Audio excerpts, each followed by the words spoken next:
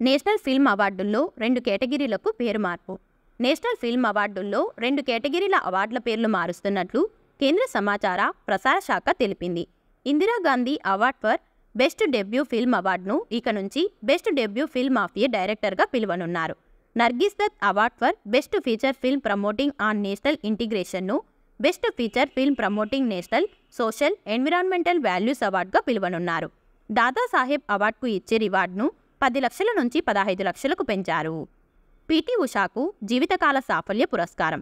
భారత ఒలింపిక్ సంఘం అధ్యక్షురాలు పీటీ ఉషాను sports journalists federation of India, Delhi sports journalist association జీవితకాల సాఫల్య పురస్కారంతో సత్కరించాయి. పీటీ ఉషా భారత్ తరపున 103 అంతర్జాతీయ పతకాలు సాధించారు. నేషనల్ క్రియేటర్ అవార్డ్ ఆవిష్కరణ. సోషల్ మీడియా ఇన్ఫ్లుయెన్సర్లకు 20 రకాల కేటగిరీల్లో కేంద్రం నేషనల్ క్రియేటర్స్ అవార్డులను ఇవ్వనుంది. స్టోరీ టెల్లింగ్, పర్యావరణం, ఎడ్యుకేషన్, ఇన్నోవేషన్, గేమింగ్, దేశ సాంస్కృతిక అంశాల్లో ప్రభావం చూపిన వారికి అవార్డులతో సత్కరించనుంది. హంగేరీ అధ్యక్షురాలు రాజీనామా. హంగేరీ అధ్యక్షురాలు కెటిలిన్ నోవక్ తన పదవికి రాజీనామా చేశారు. లైంగిక ఆరోపణల కేసులో దోషిగా తేలిన వ్యక్తికి ఆమె క్షమాభిక్ష ప్రసాదించడంపై ఆ దేశంలో నిరసనలు వెల్లువెత్తాయి. ఈ విషయంలో తాను తప్పు చేశానని అంగీకరిస్తూ పదవి నుంచి తప్పుకున్నారు. ఫిన్లాండ్ అధ్యక్షుడిగా అలెగ్జాండర్ స్టబ్. ఫిన్లాండ్ అధ్యక్ష ఎన్నికల్లో మాజీ ప్రధాని అలెగ్జాండర్ స్టబ్ 51.6% ఓట్లతో గెలుపొందారు. స్వతంత్ర అభ్యర్థి మాజీ విదేశాంగ మంత్రి పెకా హవిస్టో 48.4% ఓట్లతో ఓటమి పాలయ్యారు. మార్చిలో అధ్యక్షుడిగా స్టబ్ బాధ్యతలు స్వీకరించనున్నారు. ఐఆర్సీటీసీ చైర్మన్గా Sanjay Kumar. IRCTC chairman and managing డైరెక్టర్గా సంజయ్ కుమార్ జైన్ బాధ్యతలు స్వీకరించారు.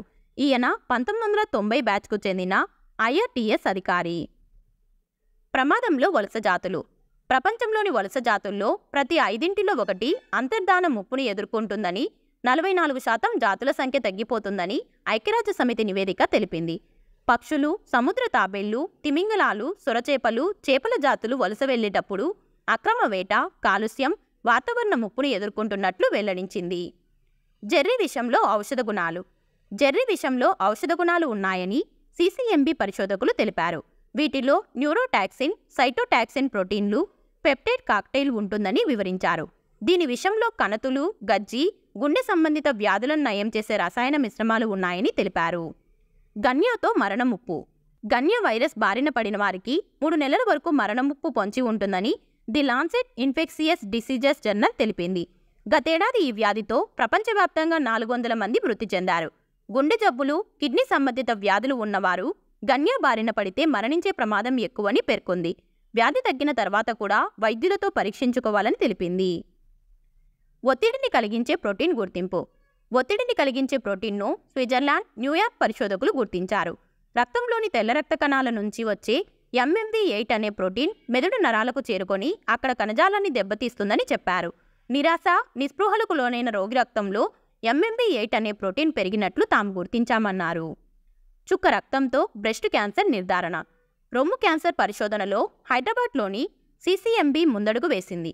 చుక్క రక్తంతో రొమ్ము క్యాన్సర్ను గుర్తించే బయోమార్కర్లను గుర్తించింది. రొమ్ములోని కణజాలాన్ని సేకరించి చేసిన బయాప్సీ పరీక్షలతో, రక్త నమూనాలతో చేపట్టిన కంప్యూటర్ ఆధారిత పరీక్షలను చెక్ చేశారు.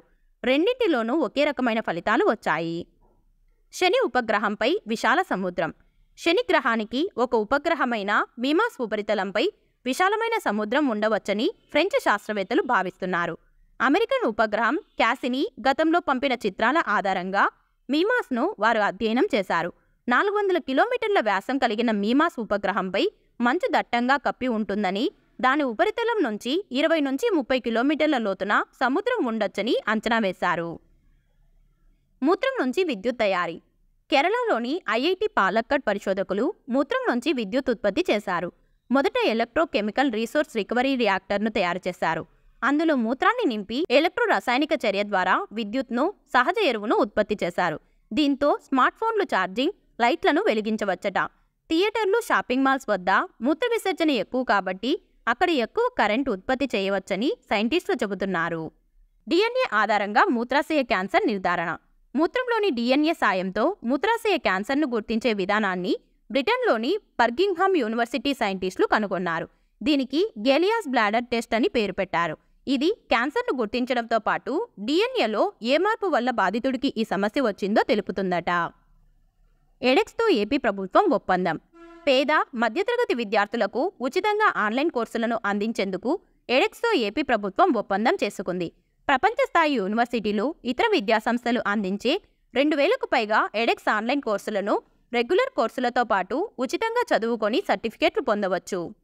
ఏపీలో వాలంటీర్లకు వందనం కార్యక్రమం. ఏపీలో వాలంటీర్లకు వందనం కార్యక్రమాన్ని గుంటూరు జిల్లా ఫిరంగిపురంలో సీఎం జగన్ ఇటీవల ప్రారంభించారు. మండలానికి 5గురు, మున్సిపాలిటీలో 10 మందికి సేవారత్న కింద 30,000, నియోజకవర్గంలో 5గురికి సేవా వజ్ర కింద 45,000, సేవామిత్ర కింద మిగతా వారికి 15,000 నగదు ప్రోత్సాహాన్ని అందజేశారు. లబ్ధిదారుల ఉత్తమ వీడియోలు రూపొందించిన వాలంటీర్లకు 15,000 నుంచి 25,000 ప్రత్యేక నగదు అందించారు. ఏపీలో మరో 3 ప్రైవేట్ వర్సిటీలు. ఏపీ ప్రైవేట్ విశ్వవిద్యాలయాల చట్టం 2016కు అసెంబ్లీ ఆమోదం తెలిపింది. ఈ బిల్లుతో అన్నమయ్య జిల్లాలోని రాజంపేట అన్నమాచార్య, కాకినాడ జిల్లా సూరంపాలెంలోని ఆదిత్య, తూర్పుగోదావరి జిల్లా రాజమహేంద్రవరంలోని గోదావరి గ్లోబల్ విద్యాసంస్థలు ప్రైవేట్ వర్సిటీలుగా మారనున్నాయి. వీటిలో 35% సీట్లను కన్వీనర్ కోటా కింద భర్తీ చేయనున్నారు. ఇక ఆఖరుగా 2 ప్రశ్నలు. వీటికి సమాధానం మీరే తప్పకుండా కామెంట్ చేయండి. సేవా వజ్ర కింద నగదు పురస్కారం ఎంత ఇస్తారు?